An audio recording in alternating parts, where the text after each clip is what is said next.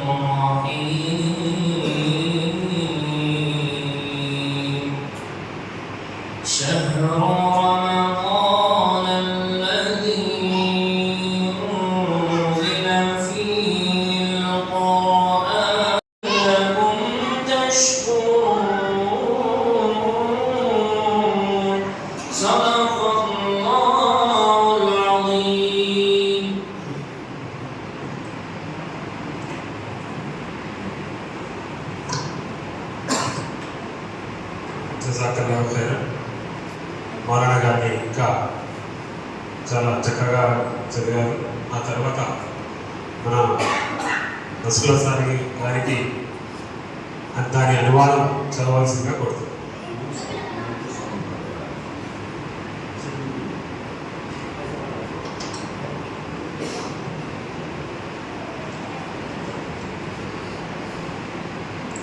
أعوذ بالله من الشيطان الرجيم بسم الله الرحمن الرحيم అనంత కరుణామయుడు అపార కృపాశీలుడు అయిన అల్లాహ్ పేరుతో ప్రారంభిస్తున్నాను.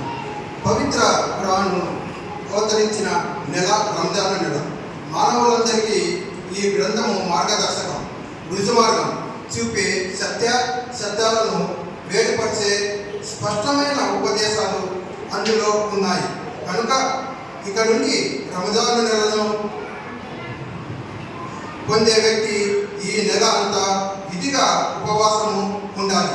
కానీ వ్యాధిగ్రస్తులైన వారు లేదా ప్రయాణంలో ఉన్నవారు ఆ ఉపవాస దినాలను వేరే దినాలలో పూర్తి చేయాలి. అల్లాహ్ మీకు సౌలభ్యం కలుగ చేయాలనే అభిలషిస్తాడు. మిమ్మల్ని కష్టపెట్టాలనే తలంపు ఆయనకు లేదు. కనుక మీరు ఉపవాస దినాల సంఖ్యను పూర్తి చేయగలగటానికి అల్లాహ్ మీకు ప్రసాదించిన మహోపదేశానికి మీరు అల్లాహ్ ఔన్నత్యాన్ని కొనియాడటానికి ఆయనకు మీరు కృతజ్ఞతలు తెలుపుకోవడానికి ఈ పద్ధతి తెలుపబడుతుంది. క్రైస్తవుల నుంచి ఈ పదాలు మీరు వినడం చాలా సంతోషం. నేను చాలా ఇష్టపడే విషయాలు ఏమంటే ఇతర మతస్థులతో నా జీవనం సాగించుకోవడం. నా చిన్నతనం నుంచి మహమ్మదీయులన్నా హిందువులన్నా నాకు రెండు కనులు.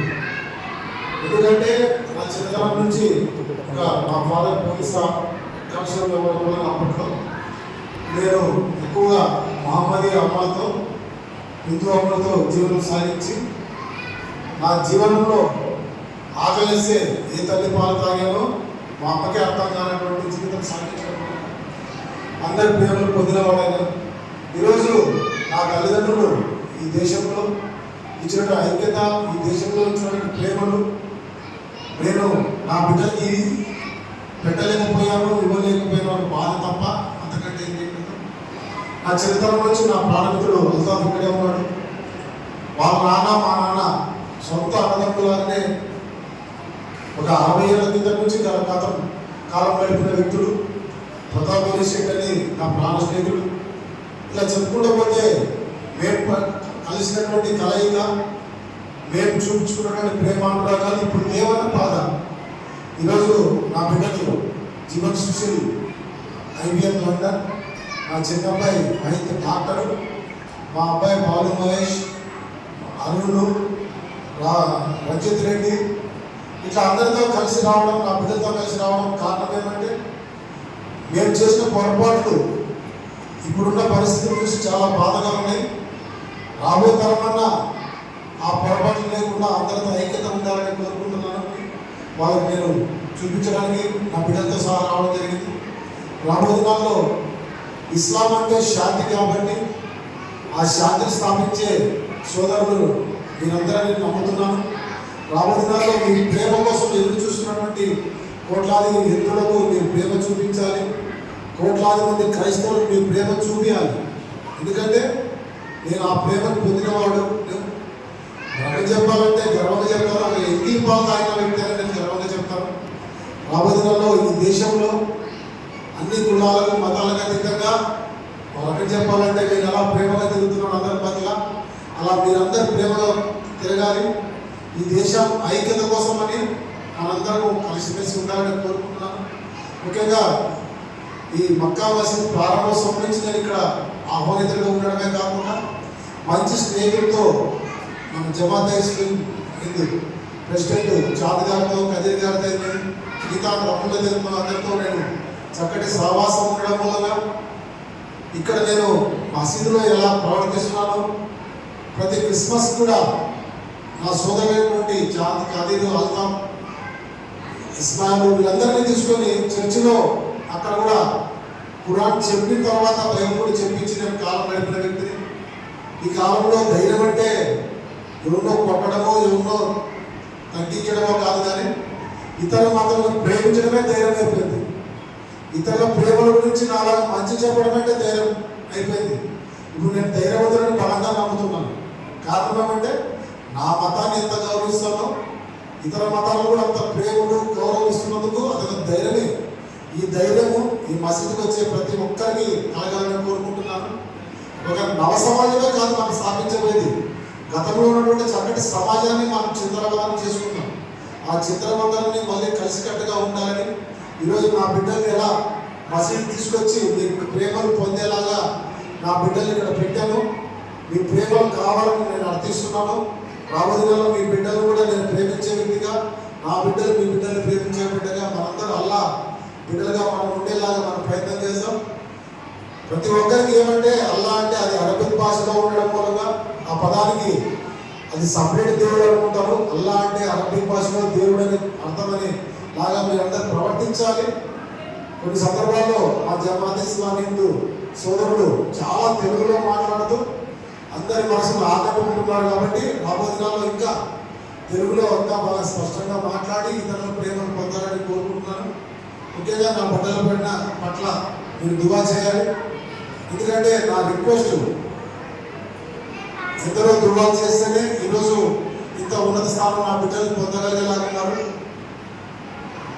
5 పూట్ల నమాజ్ చేసినటువంటి ప్రతి ప్రాంతంలో కూడా ఈరోజు అల్లకూలమైన పరిస్థితులు ఏర్పడుతున్నాయి. కాబట్టి రాబోయే దినాల్లో భారతీయులందరూ ఐక్యత చాటి ప్రపంచానికి ఒక శాంతి మార్గాన్ని కూడా ఇక్కడి నుంచి తీసుకునే బిడ్డలుగా మనందరూ ఉండాలని కోరుకుంటూ ఈ అవకాశం ఇచ్చినటువంటి జమాత్ ఇస్లామీ హిందూ ఈ మక్కా మసీద్ సభ్యులందరూ నా హృదయపూర్వక ధన్యవాదాలు తెలియజేస్తున్నాను. థ్యాంక్స్ ఫర్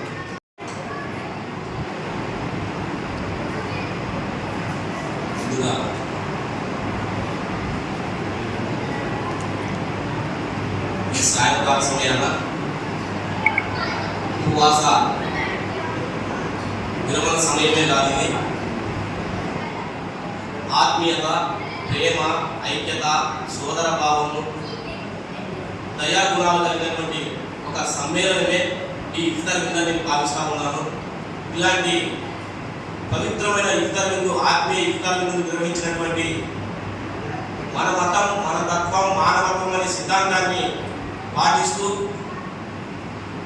ఎంతో మానవత విలువలు కలిగినటువంటి, ఎన్నో సమాజంలో ప్రజాసేవ చేసినటువంటి మా అన్న డాక్టర్ మల్లెల గ్రూప్స్ అధినేత డాక్టర్ మల్లెల ఆల్ఫ్రెడ్ గారికి, అదేవిధంగా మా సోదరులు మల్లెల జీవన్ సుశీల్ గారికి, అదేవిధంగా డాక్టర్ మల్లెల మహీద్ గారికి కూడా ఈ సందర్భంగా ప్రత్యేకమైనటువంటి ఆ భగవంతుడి పేరిట ప్రత్యేకమైన కృతజ్ఞతలు తెలియజేస్తా ఉన్నాను.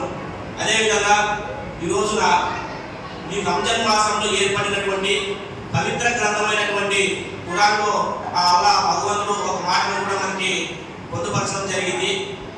ఈ రోజున మన పితృలు అంటే మనకంటే ముందు వారికి ఏ విధంగా ఉపవాసాలు విధిగా నిర్దేశించబడ్డాయో మీకు కూడా ఆ ఉపవాసాలు విధిగా నిర్ణయించబడ్డాయనేటువంటి మాట మనకు ఖురాన్లో కనబరచబడుతుంది. కాబట్టి ఆ ఉపవాసాలు ఆచరిస్తున్నటువంటి ఈ రోజున ఆ ఉపవాస విరమణ చేసినటువంటి నా సోదరులందరికీ కూడా ఆ భగవంతుని పేరిట హృదయపూర్వక కృతజ్ఞత కూడా తెలియజేస్తా ఉన్నాను. అంతేకాదు ఈ రోజున రోజా అనేది ఇస్లాంలో 5 స్తంభాల్లో ఒకటిగా మనం భావిస్తూ ఉన్నాం. అలాంటి రోజాను పాటిస్తున్నటువంటి ప్రతి ఒక్కరికి కూడా మరోసారి ధన్యవాదాలు తెలియజేస్తా ఉన్నాను. ఎందుకంటే రోజా చేయడం వల్ల దైవ భక్తి పెంపొందుతుంది, అదేవిధంగా సహనము పెరుగుతుంది, అదేవిధంగా దయాగుణం పెరుగుతుంది. వీటన్నిటితో పాటు పాప విమోచన జరుగుతుందని కూడా నేను ఈ సందర్భంగా తెలియజేస్తా ఉన్నాను. అంతేకాకుండా ఈ రోజున ఉపవాసం అనేది కేవలము ఆకలి, దాహము, నీరు వీటన్నిటిని నియంత్రించడమే కాదు, కానీ మన హృదయాలను, మన ఆలోచనలు, మన జీవితాలని కూడా శుద్ధి చేసుకోవడానికి ఒక పవిత్ర మార్గం అని నేను సందర్భంగా తెలియజేస్తా ఉన్నాను. కాబట్టి మానవుడిగా ఈ భూమి మీద జన్మించిన ప్రతి ఒక్క మనిషి కూడా ఈ రంజాన్ మాసం అనేది ఒక శిక్షణ శిబిరం లాంటిది. ఇలాంటి మాసంలో నేర్చుకున్న ప్రతి ఆలోచనలు కూడా ఖచ్చితంగా సంవత్సరం కూడా మనం పాటించాల్సినటువంటి అవసరం కూడా ఎంతైనా ఉందని కూడా నేను సందర్భంగా తెలియజేస్తా ఉన్నాను. ఎందుకంటే ఇందాకే చెప్పినట్టుగా మన మతం, మన తత్వం, మానవత్వం అనేటువంటి సిద్ధాంతాన్ని కూడా ఆచరణలో పెట్టుకొని ఈ రోజున ఒక గ్రామం కాదు, ఒక మండలం కాదు, ఒక జిల్లా కాదు, ఒక రాష్ట్రం కాదు, అనేక రాష్ట్రాలకు తన సేవను ఏ విధంగా అయితే సేవ చేసుకుంటూ ఈ రోజున సాటి మనిషిని ప్రేమిస్తున్నారో అదే విధంగానే మా సోదరుల యొక్క వారసులు కూడా ఈ రోజున ఒక ఎగ్జాంపుల్. ఎందుకు ఈ మాట పదే నేను చెప్తా ఉన్నానంటే, మన మతం, మన తత్వం, మానవత్వం అన్న మాట నేను ఎందుకు పదే మీ దగ్గర నేను ప్రస్తావిస్తున్నానంటే, భగవంతుడు కూడా సాటి మనిషిని ప్రేమించినప్పుడే నన్ను ప్రేమగా చూసుకున్న వారి వ్యక్తిగా ఆయన పరిగణించబడతారు. కాబట్టి ఈ రోజున మన డాక్టర్ మహిళ గారు చైనాలో డాక్టర్ చేశారు.